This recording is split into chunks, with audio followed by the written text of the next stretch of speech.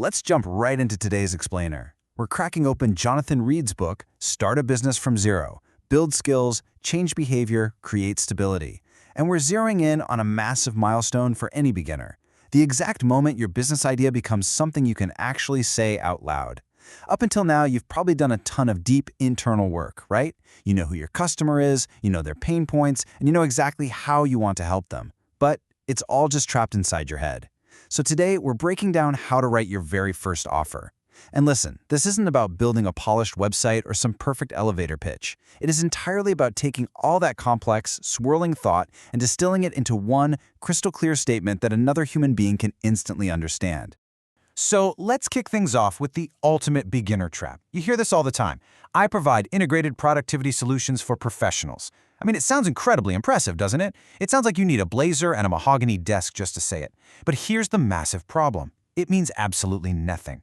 If you drop this on a potential client, they have literally no idea what you actually do, what specific problem you solve, or how working with you is going to change their life. It's just abstract corporate buzzword bingo. But watch what happens when we flip that jargon-heavy sentence into plain English. It instantly becomes understandable and, more importantly, actionable.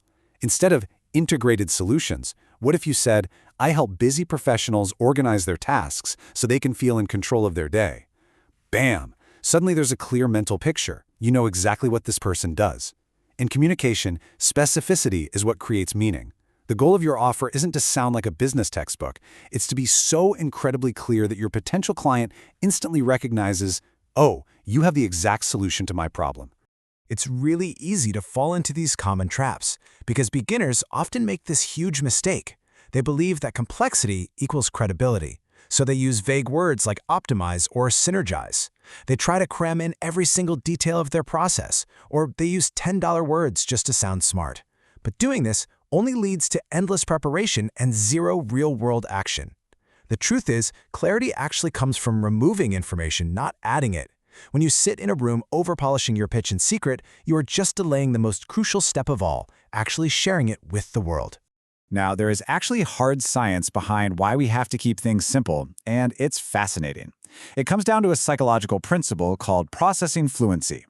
Basically, simplicity drastically reduces the cognitive load on your potential client. When your offer uses everyday vocabulary and a really clean structure, their brain doesn't have to work hard to decode what you're saying. And psychologically speaking, when information is easy to process, the brain automatically tags it as more credible and more trustworthy. So counterintuitively, speaking simply builds way more trust than throwing around a complicated, fancy vocabulary ever could. And because of that processing fluency, a clearly formulated offer helps a potential client figure out if your solution is for them in literally a fraction of a second. Half a second.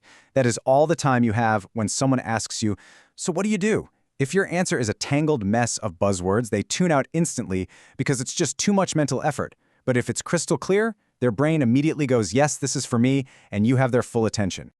To help us stop overcomplicating things, Reed uses this fantastic metaphor. Your offer is just a signpost. Think about when you're driving on the highway. A good signpost doesn't list every single tree, pothole, or rest stop you're going to see on your way to the city, right? It just points clearly in one direction with the destination. Its entire job is to point the way without making the driver hit the brakes in hesitation. Your offer needs to do the exact same thing for your client. Building on that idea, your offer is also a doorway. Think about it. A doorway serves one purpose, to make it incredibly easy for someone to take that first step inside. Beginners often mess this up by trying to shove the entire house, the plumbing, the wiring, the furniture, through the front door all at once. Your offer is not a guided tour of every single room in your business or every tiny nuance of your service. It is simply the entrance. And here's one more way to look at it.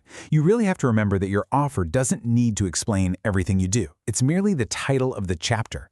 It's not the entire book, and it's definitely not the full scope of what it's like to collaborate with you.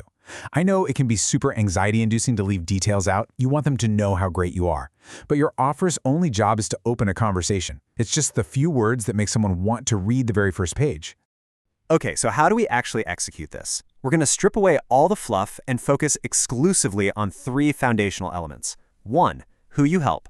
2, what problem you solve. And 3, what result they get. That is it. Everything else, your pricing, your super unique methodology, your backstory, all of that comes later. Right now, our only goal is translating your complex internal understanding of your business into simple external language. Which brings us to Reed's core formula. I help customer solve problem so they can result. This is the simple, primary template you can use right this minute to build your version 1 offer. It forces you to be direct. It completely removes the temptation to use words like enhance or leverage. It demands that you state exactly who is standing in front of you, what is causing them pain, and what their life is going to look like after you fix it. Let's look at how applying this formula creates real meaning across a couple of different industries, totally eliminating those abstract buzzwords. For the early career professional, the result is feeling in control. For the freelancer, the problem solved is stop missing deadlines. These are real, tangible things that actual humans experience every day. If you are starting a business from zero, this is exactly how you connect with people. You speak directly to their actual lived reality, not to some vague corporate concept. Now, I know exactly what might be running through your head right now. You're probably thinking, this sounds way too simple, or this doesn't even come close to capturing everything I do, or maybe I should just explain a little bit more. These doubts are completely normal. You're experiencing what's called the fear of information compression. Your brain actively resists it because complexity feels safer, it feels more accurate. You want to explain more to prove your worth, but you have to accept the imperfection of your first version. Yes, your work is more than this simple statement, but remember, clarity always beats completeness.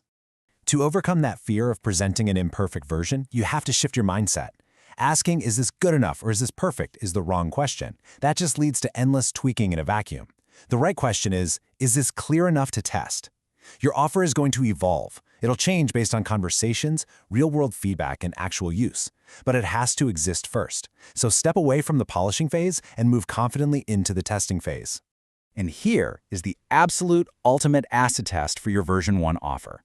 If a potential client can repeat it back to you after hearing it exactly once, your simplicity has succeeded.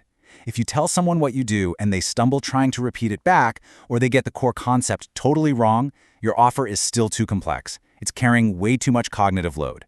When they can repeat it easily, it means they processed it, they understood it, and crucially, they can now share it with other people who might need your help.